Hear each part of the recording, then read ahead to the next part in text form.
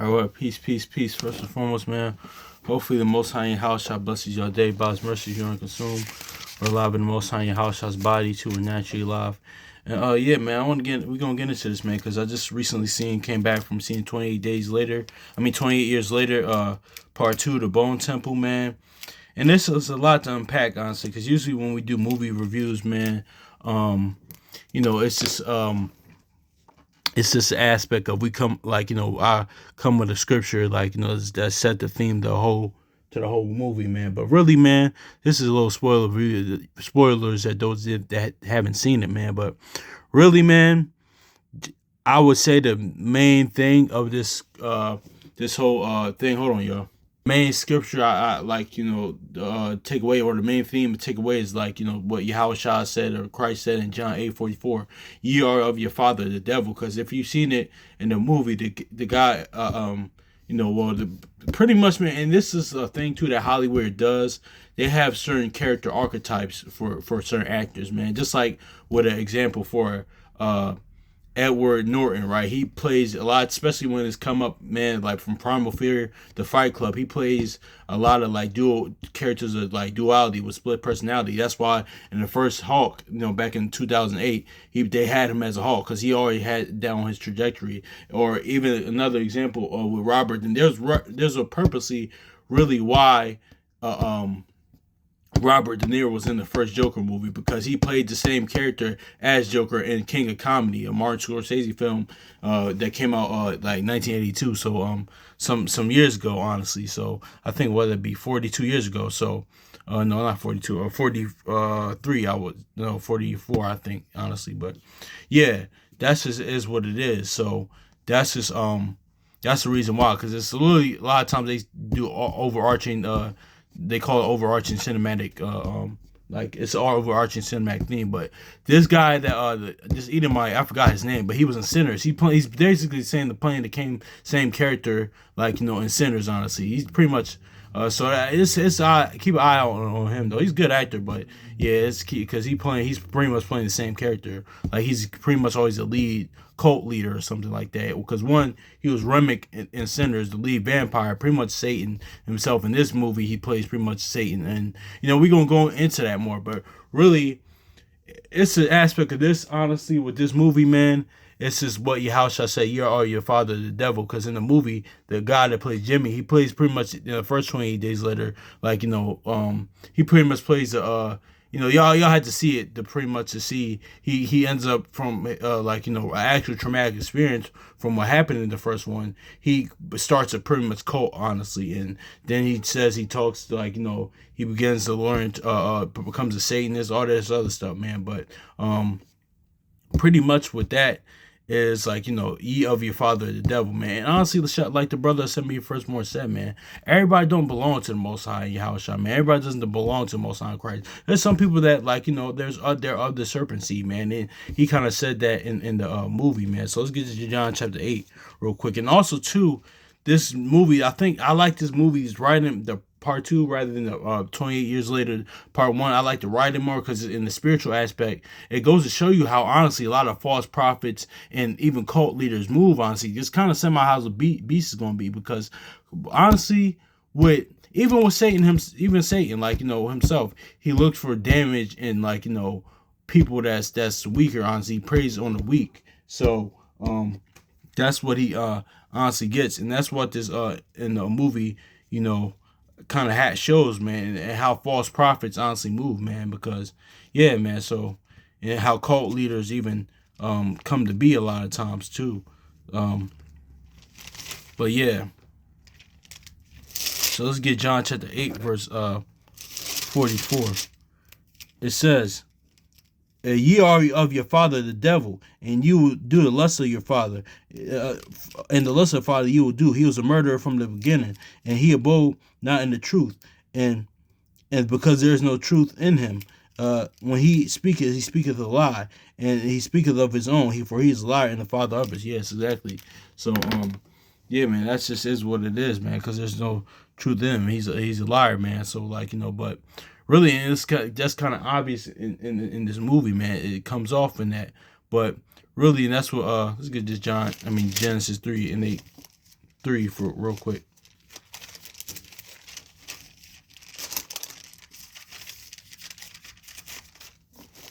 Um, Genesis chapter 3, verse 15. It says, "And I will put enmity between thee and the woman, because between thy seed and her seed. It shall bruise his head, and thou shalt bruise his heel." And this is talking about, of course, your house shall heel being bruised, but also too, man, that's just goes to show you, man. Certain people are of the serpent seed, man. So you know, and that's just what it is. And also in the movie, man, if y'all, I'm not sure that y'all seen it, but the big zombie, the big one, honestly, they call, like, you know, the guy Ian, the doctor, he calls him Samson. Now there's a reason, there's a key reason why he's called Samson, because what's the Samson name means? Samson's main name means sun, honestly, pretty much the sun, or Most High Yahshua, the sun, the light, honestly. And he gets his, like, you know, if y'all see the movie, he gets his strength towards the end after he heals, because the doctor Ian gives him some like morphine, some serum, because, you know, he was pretty much, he didn't remember his past, but towards the end, the only thing he remembers was, like, you know, the moon, because when he was younger,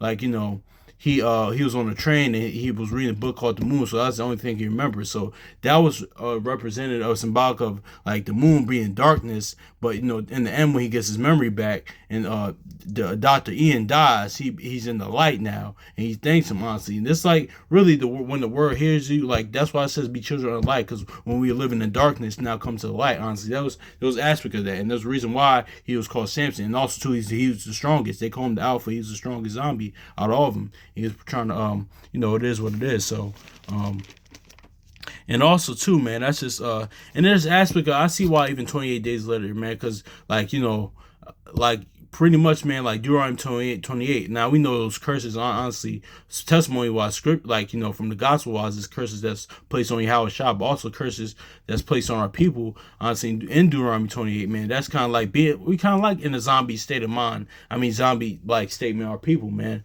And that's what this kind of, that's why it says the this movie's called, like, you know, the bone 20 days later, the bone temple, man. Because let's get this Ezekiel chapter 37, like, real quick, man, because like we always say here, you could be living, honestly, naturally alive, but spiritually dead. And that's kind of like, you know, one of the themes of this movie too. That's why, like, you know, the doctor, he was kind of spiritually dead. He had, like, you know, he missed his wife, his family, like, you know, and that's really, you could tell he was spiritually, like, you know, dead, honestly, just like many people in the movie. So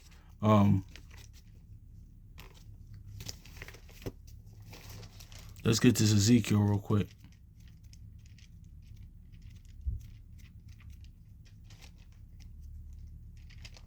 That's why it's called Bone Temple, and the dry bones, man.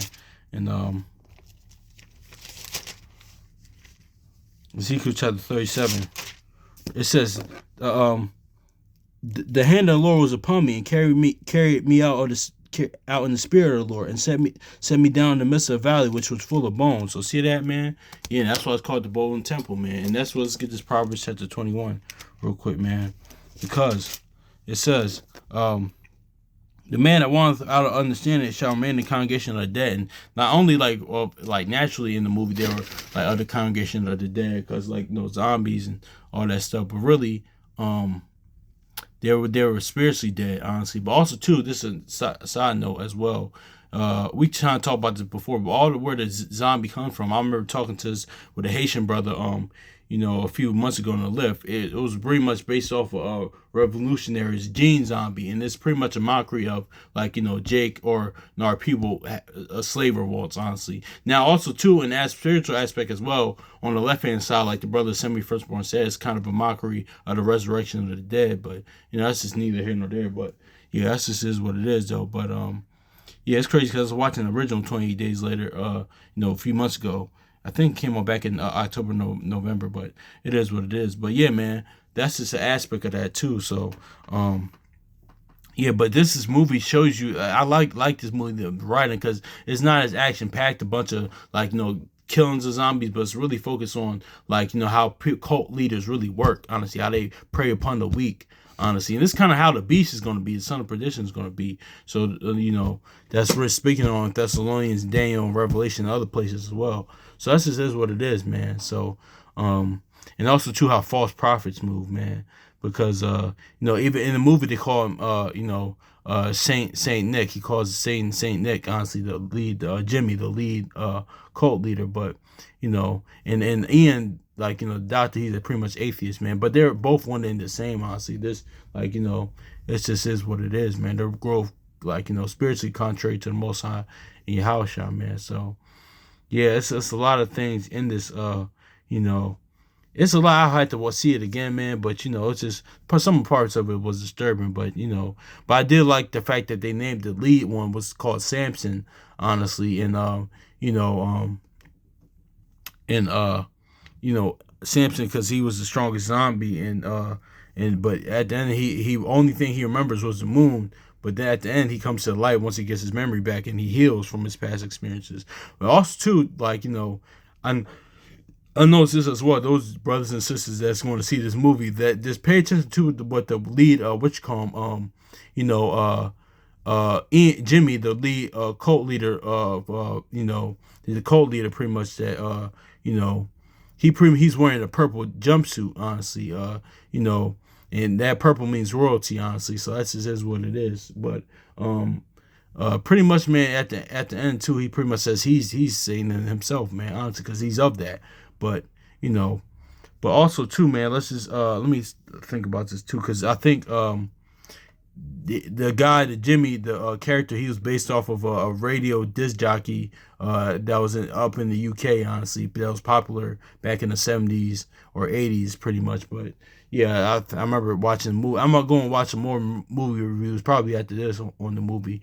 But yeah, some people didn't like it or didn't enjoy it as much. But I really think the writing was actually better from a spiritual aspect, because we talked about the first one that came out in springtime. That's crazy how time flies, because I remember seeing the part one a few, like, back in April, not that long ago. But hey, time flies, man. So yeah, man, I might revisit this, but hopefully it's edifying, man. So peace.